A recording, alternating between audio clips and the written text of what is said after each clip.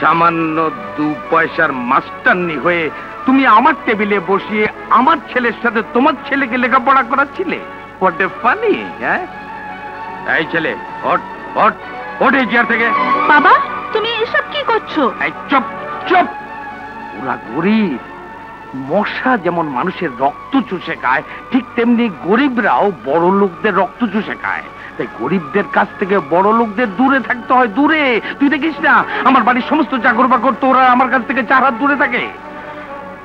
ওদেরকে কখনো কাছে ফিরতে দিবি না।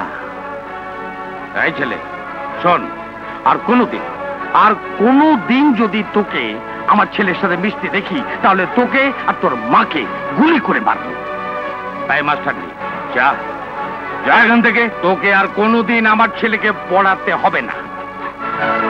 এরপরও আপনি কি করে ভাবলেন আমি আপনার এখানে পড়াতে আসব?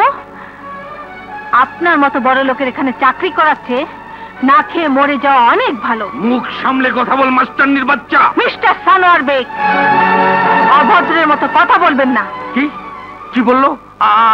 আমি অভদ্র? তুই আমাকে অভদ্র বললি?